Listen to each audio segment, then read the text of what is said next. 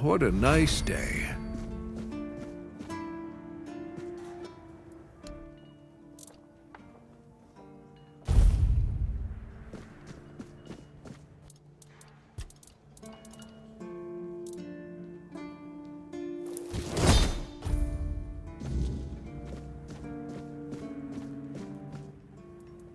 Damn, you're getting the hang of this quicker than most.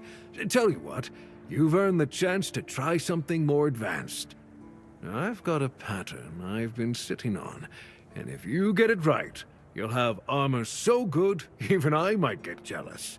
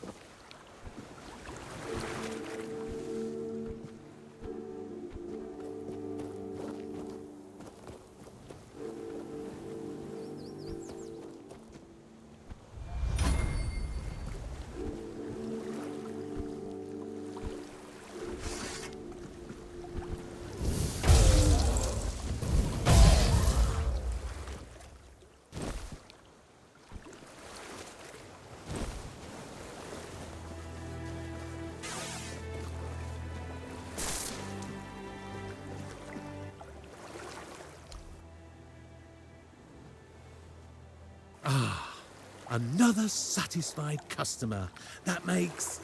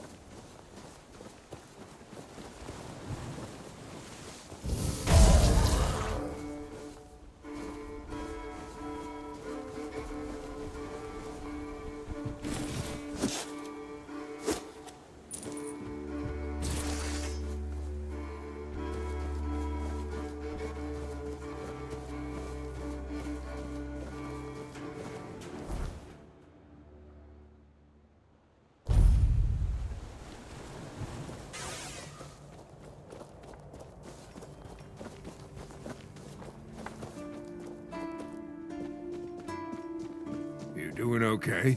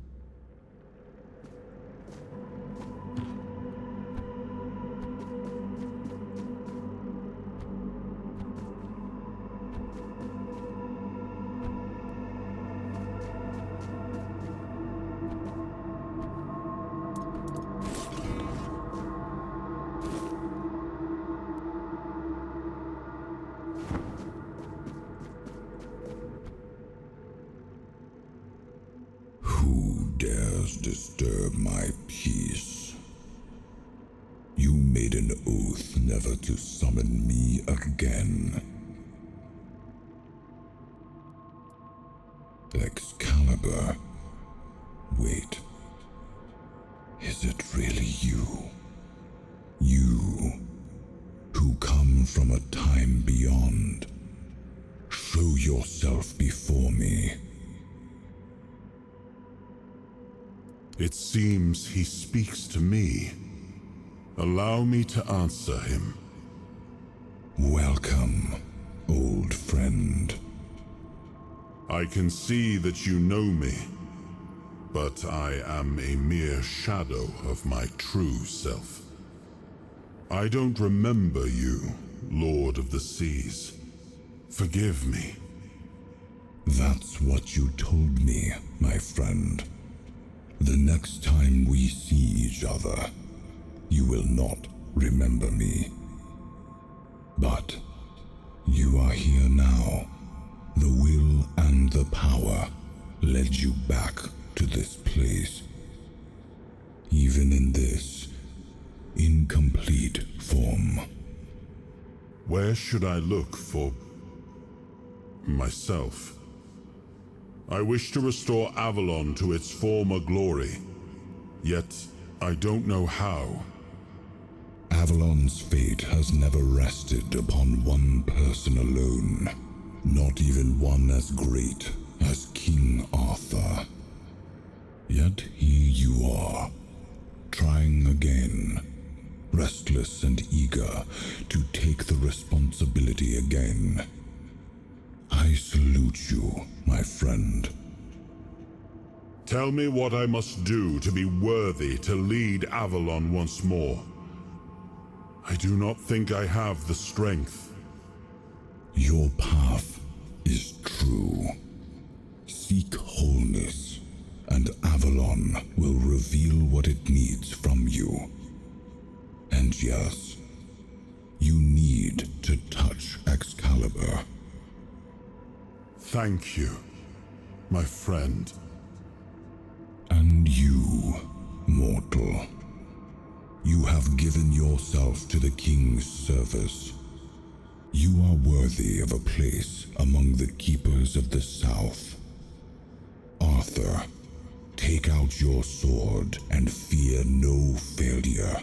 It is yours to take. It always was. I deem you worthy, my friend. The promise I gave thy mother is fulfilled, and thus our pact is ended. You know where to look for your soul. Trust yourself. And when you reach your journey's end, I trust you will make the right choice.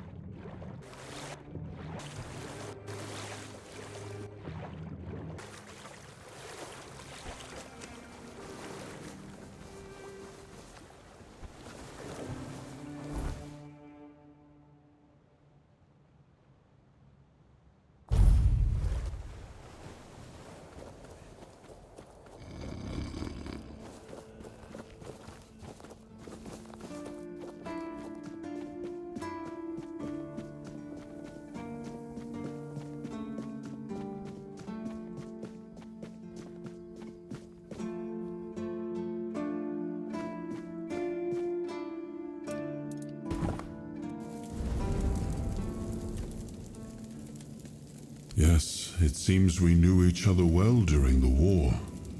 And this proves that I sought allies beyond our own forces. And I trusted him enough to carry the knowledge of Excalibur. This must count for something.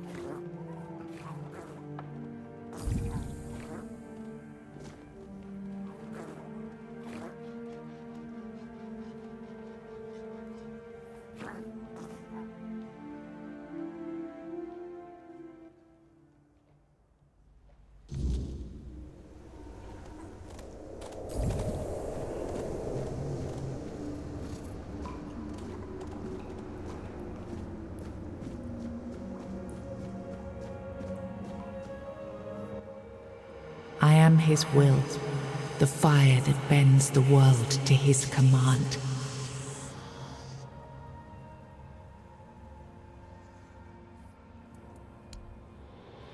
I am the blade that shapes kings and shatters tyrants.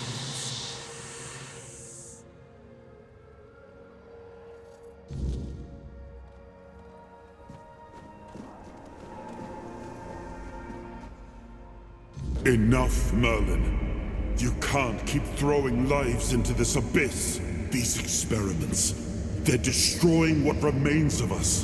Destroying us? They're what's keeping us alive. Do you think the Four Dwellers will stop for pity or mercy? Every soul we lose here saves 10 more on the battlefield. You told me to do this. You sanctioned this. And I'm close to getting it right. I know it. No, we can't justify this. There's no victory worth such a cost. You know full well, Arthur, that this isn't about victory. It's about survival.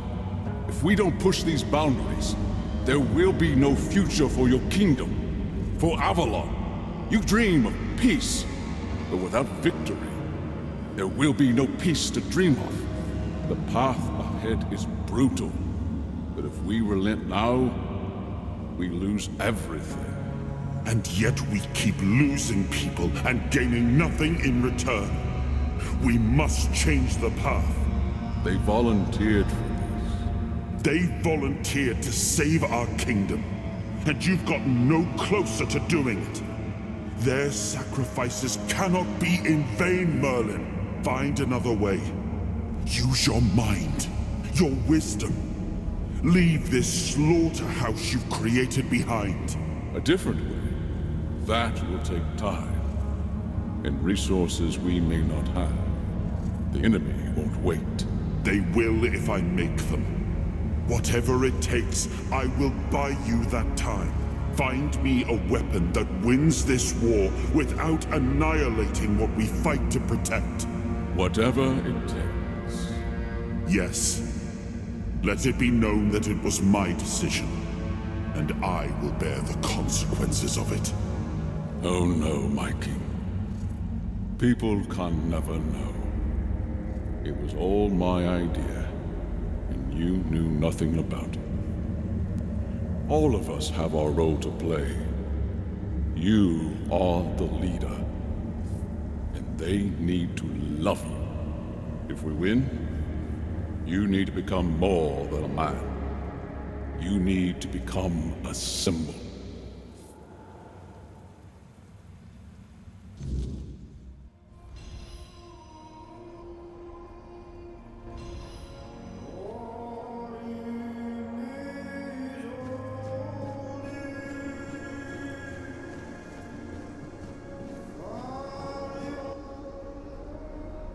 Now, I remember.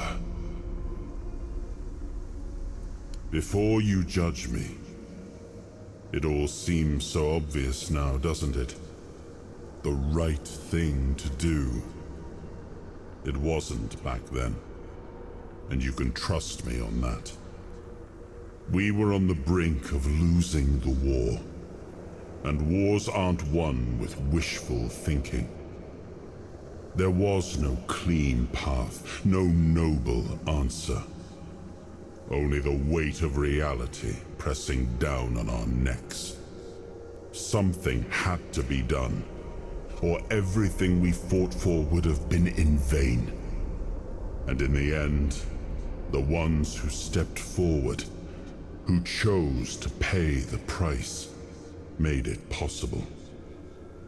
and their deaths gave Merlin the knowledge he needed to finish his work. To find something that could really turn the tide in our favor.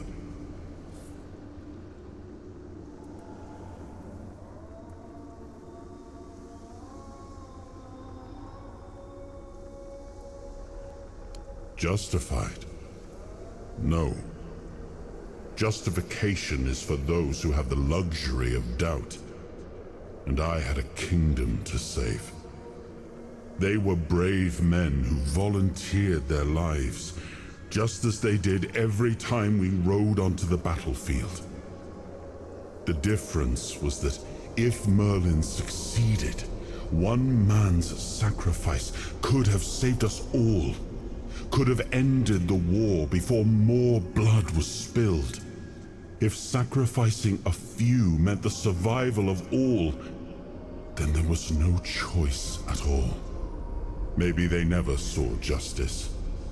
Maybe their real stories were erased from history. Call it cruelty. Call it madness. But if I'd done nothing, there would be no Avalon left to argue over. But the kingdom still stands. The people live. And that has to mean something.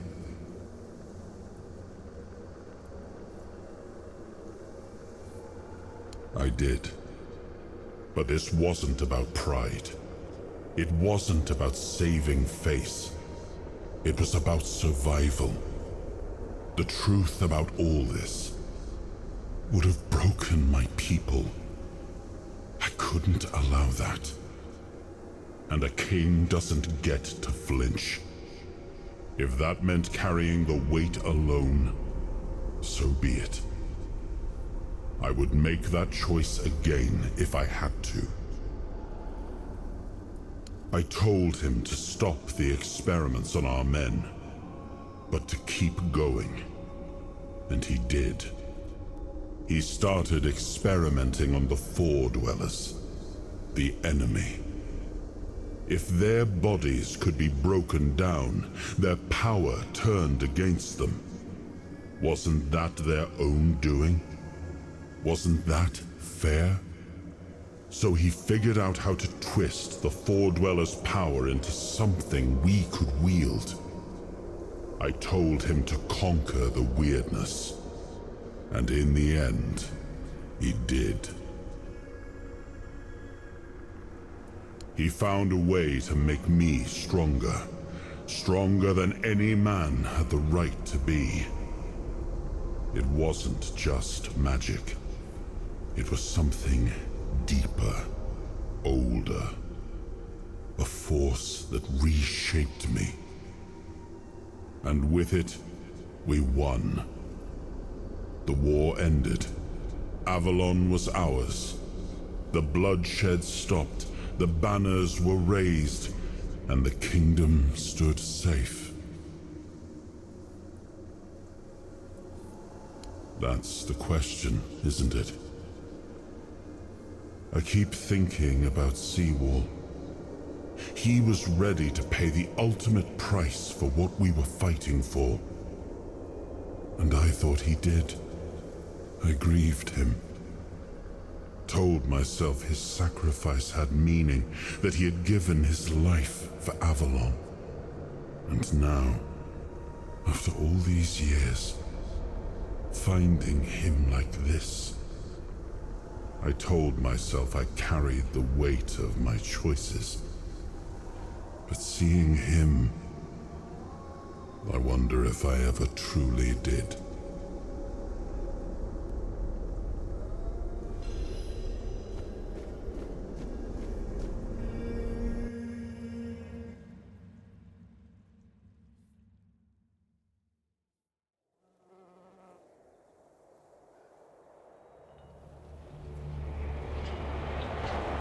You've got that look again, like you've seen something you wish you hadn't.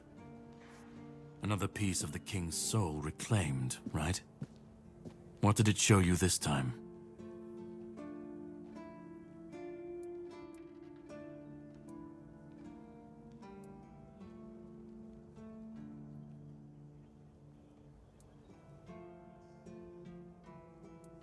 Merlin. Merlin and his obsession with the weirdness. The king thought it could save us. Merlin thought it could be controlled. Together, they were willing to tear the world apart to win. I was a prototype for Merlin's latest idea, immortality. Me and Sewell, the king's loyal pawns. Used and discarded when they found a better way. When they decided to go even deeper into their madness and turn our king into a monster.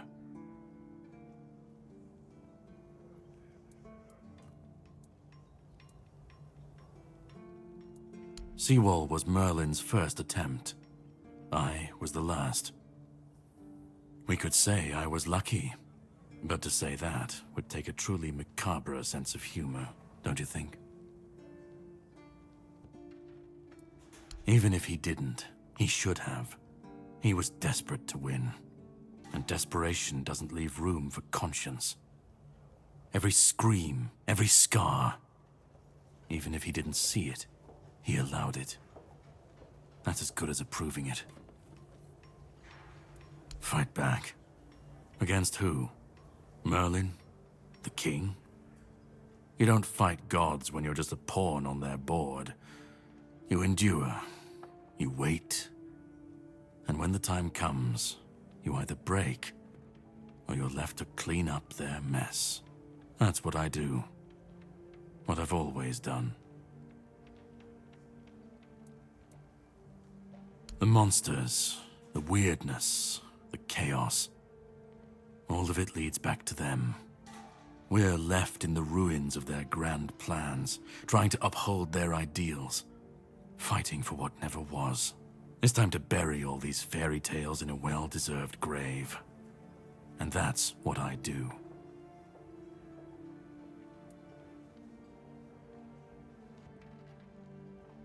Of course he'd say that. There's always a scapegoat and a convenient excuse for men like him. But it doesn't absolve him. Not when he was the one who unleashed this madness on all of us. He wanted victory, no matter the cost. And when you want something that badly, you stop looking too closely at what's being done in your name. And, after all, who said we were supposed to win this war? Who said we were supposed to survive? You've seen what they did, what he did. And that's not the end of the story. It's not the extent of their sins. Find the pieces of his soul. Put him back together, if that's what it takes. And then we, or I alone, if you decide to defy me, can end the cycle. Either way, we will get to his resurrection. I've seen it too many times to believe the cycle will be broken before it happens. But know this, once he's whole, Arthur's power, his mistakes, and his madness will all return. And when that moment comes, I'll be there. Whether to stand with you or step over you. The choice is yours. Just remember that when that happens, and you stand by his side, there won't be room for both of you.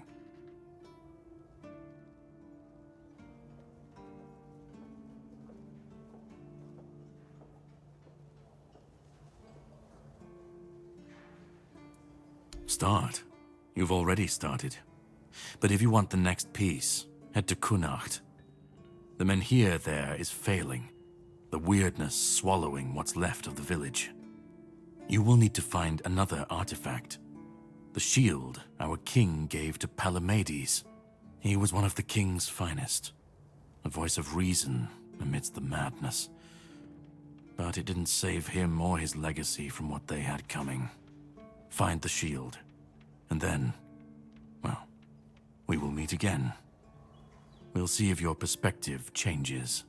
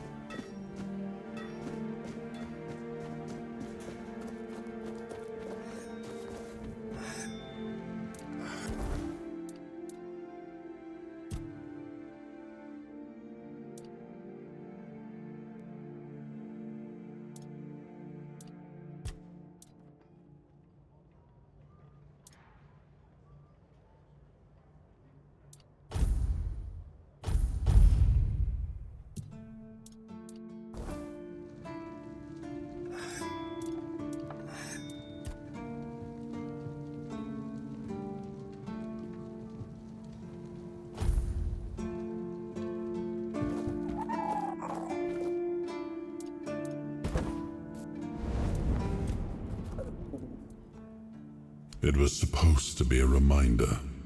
The sword was never just steel. It was a symbol of what we stood for. Strength, justice, the will to carve a path forward. A weapon, yes, but also a promise. I wanted them to remember, to fight for those ideals, to uphold them, even when I was gone, even when there was no king left to lead them. Merlin saw Avalon for what it was long before the rest of us. He told me that Tintagel wouldn't hold, not forever. That the weirdness would gnaw at our walls, at our minds, at our very bones, until nothing human remained. But he still fought to map a way forward, to carve some sense into this land. And in the end, the land swallowed him whole anyway. We were losing the battle at Tuathan's mouth, our last push before the weirdness took the field.